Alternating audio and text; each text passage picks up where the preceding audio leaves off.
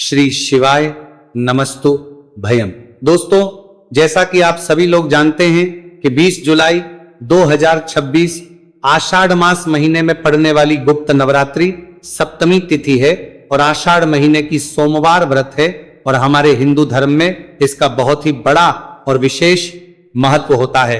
अगर कभी भी मौका लग जाए और आषाढ़ मास का सप्तमी तिथि सोमवार के दिन पास जाए तो आप लोगों को सिर्फ और सिर्फ तुलसी की सूखी लकड़ी वाला उपाय तो अवश्य ही करना चाहिए। इन दोनों का संयोग बहुत ही कम आता है। इसी के साथ में गुरुजी ने अपनी शिव पुराण कथा में बताया है कि इस दिन आपको तुलसी की सूखी लकड़ी वाला उपाय तो आपको अवश्य ही करना चाहिए, क्योंकि ऐसा दिन पूरे साल में सिर्फ एक ही बार आता है। और दोस्तों, आप सभी लोग जानते हो कि सोमवार सप्तमी तिथि का अगर सबसे बड़ा कोई उपाय है तो वह तुलसी की लकड़ी वाला उपाय है। तो दोस्तों, सोमवार सप्तमी तिथि के दिन आप लोगों को इस तुलसी की सूखी लकड़ी वाला उपाय को जरूर करना है। बहुत सारे लोग होंगे जिन लोगों ने इस उपाय को ना किया हो, मतलब पूरा साल निकल गया, उन्होंने किसी भी दिन इस तुलसी की सूखी लकड़ी वाला उपाय को ना किया हो। पर दोस्तों, आपके पास एक आखिरी मौका बचा हुआ है जो कि सोमवार सप्तमी तिथि के दिन है। इस दिन आप लोगों को इस वाले उपाय को जरूर कर लेना है। भले ही आपने पूरे महीने भर इस उपाय को ना किया हो, पर अगर आपने इस आषाढ़ महीने के सोमवार सप्तमी तिथि के दिन अगर इस वाले उपाय को कर लिया तो आपको इस उपाय को करने का वह फल मिलेगा जिसकी आपने कभी कल्पना भी नहीं करी होगी। इसलिए आप लोग इस वाले उपाय को एक बार जरूर कर लेना है ताकि आप लोगों के हाथ से यह मौका ना जा सके और आप इस उपाय को का फल मिलेगा। दोस्तों, यह उपाय पंडित जी ने अपनी अभी की ही श्री शिव महापुराण की कथा में बताया है, जिस उपाय को आज हम आपको बहुत अच्छे से समझाने वाले हैं। इस वीडियो को देखने के बाद उपाय को समझने के लिए आपको कोई और वीडियो को देखने की जरूरत नहीं पड़ेगी। तो चलिए दोस्तों, उपाय को शुरू करते हैं। देखिए, यह है इस आषाढ़ महीने सोमवार सप्तमी तिथि के दिन। ये इतना खास होता है, इतना महत्वपूर्ण होता है।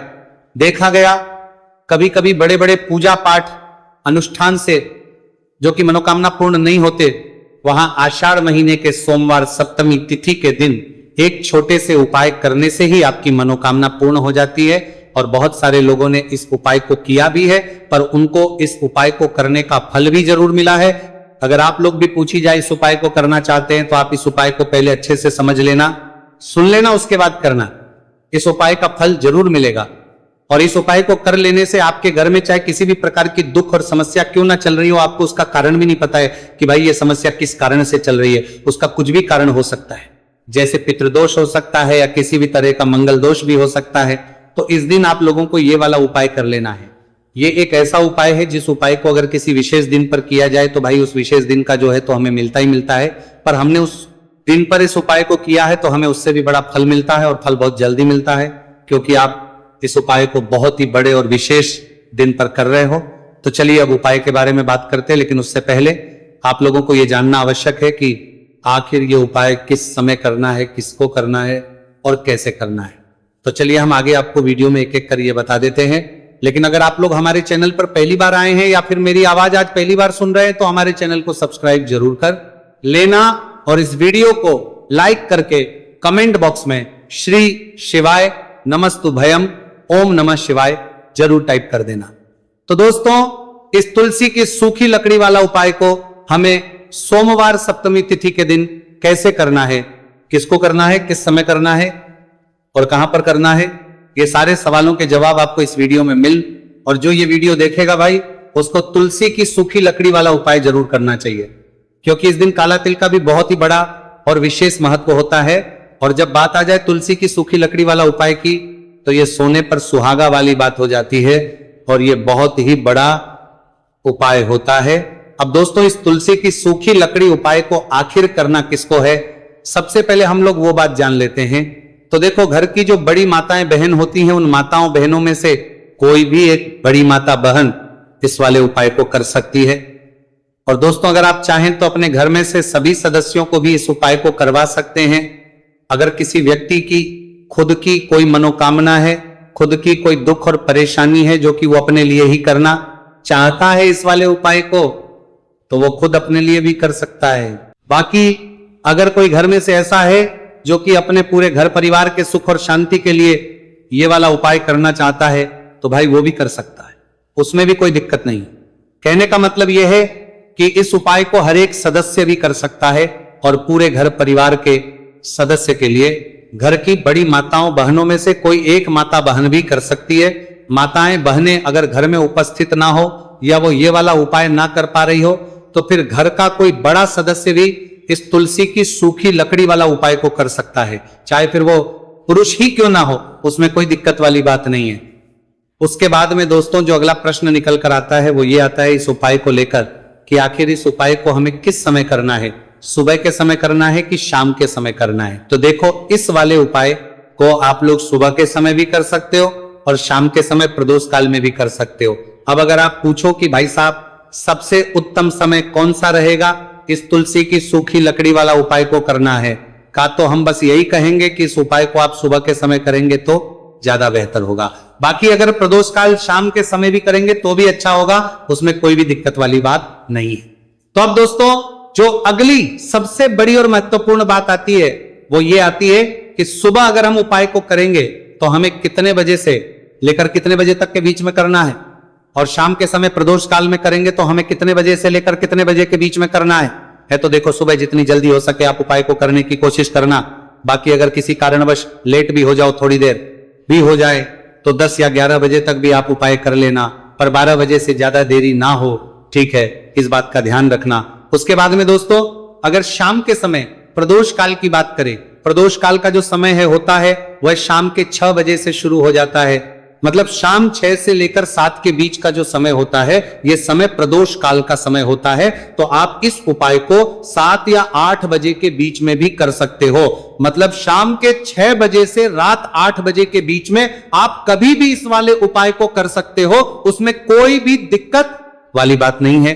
देखिए यदि हम किसी भी प्रकार के उपाय को निश्चित दिन और निश्चित तिथि पर करते हैं तो इसका हमें बहुत अधिक लाभ मिलता है और इन उपायों को करने के बाद हमारे जीवन में बहुत अधिक परिवर्तन है। साथ ही साथ ये जो उपाय आपके जीवन की सारी परेशानियों को और सारी बाधाओं को दूर करने वाले हैं। देखिए दोस्तों आज के इस पूरे ही वीडियो में हम आपको 3 चमत्कारिक उपाय बताने वाले हैं और ये तीनों ही उपाय बहुत ही खास और बहुत ही ज्यादा विशेष होने वाले हैं। तो चलिए दोस्तों जाने वाले हैं, लेते हैं गुरुजी द्वारा बताए गए सबसे पहले उपाय के बारे में। आषाढ़ माह धन प्राप्ति उपाय तुलसी की सूखी लकड़ी घर में रख देना बहुत जल्दी, करोड़पति बनोगे, पैसा पत्थर से बंदोरपति बनोगे, बरसेगा। राधे दधे दोस्तों, आपको किसी भी दिन तुलसी की सूखी लकड़ी का उपाय घर पर करना है और ऐसा समझ लीजिए कि तुलसी की सूखी लकड़ी का ये उपाय आपको बहुत जल्दी करोड़पति बनाएगा, क्योंकि जो मेरी का महीना है ये श्री हरि विष्णु को सबसे प्रिय महीना है।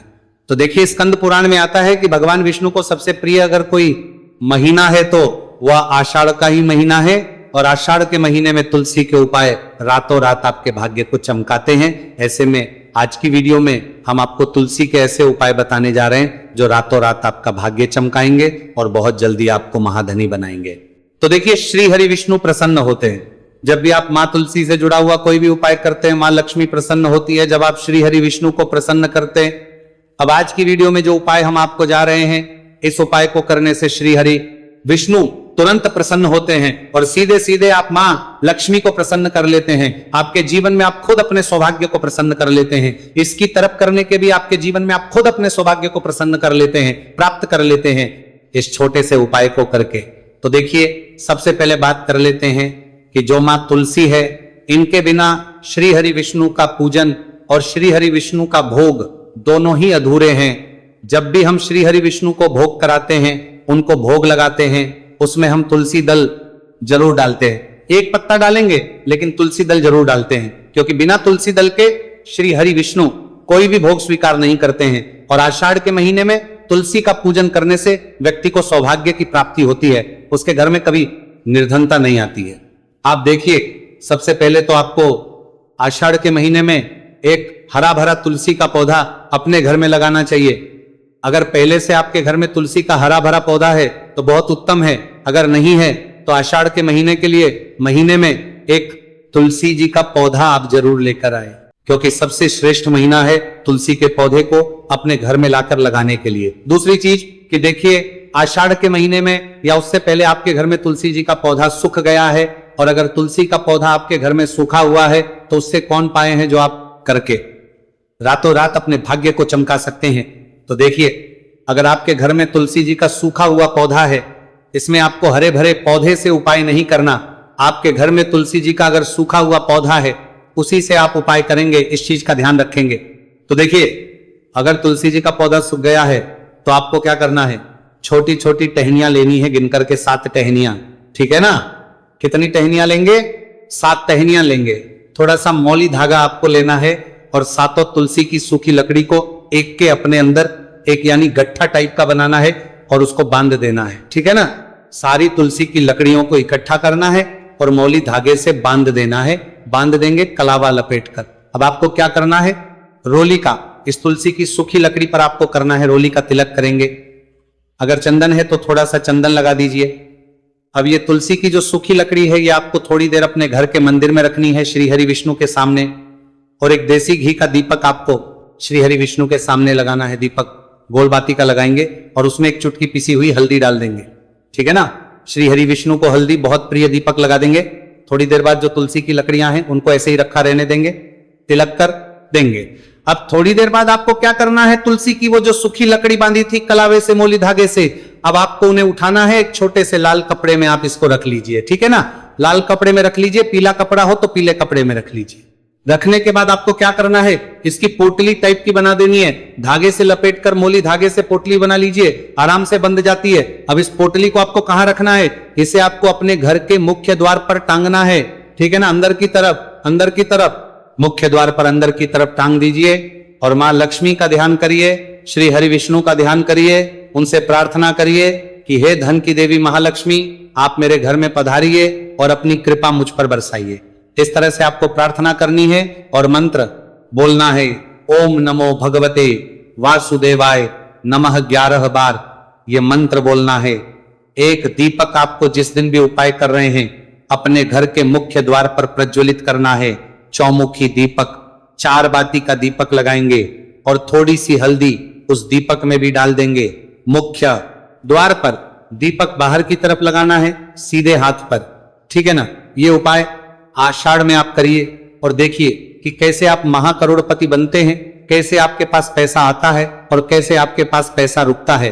तो ये वही उपाय है जो रातों रात आपके भाग्य को चमकाएगा और आपको महाधनी बनाएगा। छोटा सा उपाय आपको महाकरोड़पति बनाएगा। आपके बाद करोड़पति है बनते बनाया गया है, देगा। अगर सच्ची श्रद्धा से आपने इस उपाय को कर लिया, साथ ही साथ आषाढ़ के महीने में अगर कोई जूते का दान कर देता है, जूते चप्पलों का कोई दान कर दे इस माह में, तो समझ लीजिए उसे हर वो वस्तु मिलती है जिसकी वो कल्पना करता है, जिसकी वो चाहता है। आपने अगर कुछ ऐसा सोचा है कि हाँ मुझे ये वस्तु या मुझे ये चीज मिल जाए, मेरी ये इच्छा पूरी हो जाए, आपकी कोई भी इच्छा अधूरी है, पूरी नहीं हो रही, तो आषाढ़ माह में आप चाहे किसी एक व्यक्ति को दान करें, जूते या चप्पल का दान जरूर करेंगे और फिर देखिए कि आपका भाग्य कैसे आपका साथ देता है और कैसे आप अपने जीवन में आगे बढ़ते चले जाते हैं। तो बहुत अच्छे से उपाय आपको बताया है। अब हम बात करते हैं दूसरे विशेष उपाय की। देखिए, ये उपाय भी तुलसी जी के पौधे के वहां पर करना है आपके भाग्य का उदय करने के लिए। आपके घर में धन सम परेशानियां हैं, कर्ज की समस्या अगर दिन पर दिन बढ़ती जा रही है, खत्म नहीं हो रही है, बहुत ज्यादा परेशानियां हैं, तो आपको ये उपाय करना चाहिए। देखो करना क्या है, बहुत ध्यान से समझना। आपको मात्र तांबे के पात्र के अंदर जल लेना है, उस जल के अंदर एक चुटकी आपको हल्दी मिला देनी है, ठीक है। और साथ में लेना है कमल गट्टा। या केवल उपाय आषाढ़ सोमवार सप्तमी तिथि के दिन करना है। अगर आपको ऐसा लगता है कि आपके जीवन में अष्टलक्ष्मी का वास नहीं है, भाग्य का साथ आपको नहीं मिल पा रहा है, तो आप ये उपाय शनिवार के दिन कर सकते हैं, सोमवार सप्तमी तिथि के दिन भी कर सकते हैं, ठीक है। शनिवार सोमवार दोनों दिन आप ये उपाय कर सकते हैं। देखो करना क्या है, इस जल के पात्र के अंदर हल्दी डाली और एक कमल गट्टा डाला। अब आपको तुलसी जी के वहां पर जाना है। देखिए, जब आप हल्दी डालोगे जल के पात्र के अंदर, तब आपको ओम नमो भगवते वासुदेवाय का 11 बार जाप करना है, फिर हल्दी डालना है। जब आप कमल गट्टा डालोगे तब आपको ओम श्री नमः या ओम महालक्ष्मी नमः इस मंत्र का जाप करते हुए कमल गट्टा डालना है, 11 बार जाप करना है, ठीक है। कमलगट्टा और हल्दी दोनों होना चाहिए। कमलगट्टा महालक्ष्मी का प्रतीक माना जाता है और हल्दी जो है वह भगवान विष्णु के निमित्त आप हल्दी डालेंगे। ठीक है, इस जल को आपको तुलसी जी की जड़ में अर्पित करना है।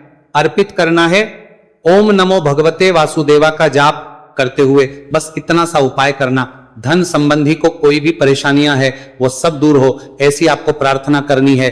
कर्ज से जुड़ी कोई परेशानी हो तो ऐसी प्रार्थना करनी है कि ये दूर हो जाए, ऐसी कामना करते हुए ये दूसरा प्यारा सा उपाय आपको करना है। तो देखो, ये हो गया उपाय जो कि आप सुबह से लेकर के शाम तक कर सकते हैं। सप्तमी तिथि सोमवार या शनिवार के दिन सिर्फ एक बार ही करना है। अब जो कमलगट्टे को आपको वहीं पर तुलसी जी के वहां पर रखे रहने देना है। आपको उठाना नहीं है वो कमलगट्टा, चाहे तो आप तुलसी जी के वहीं पर गांठ दें, ठीक है, तो भी चलेगा। तो इस प्रकार से आपको ये सुंदर सा उपाय करना है। अब हम बात करते हैं तीसरे उपाय की।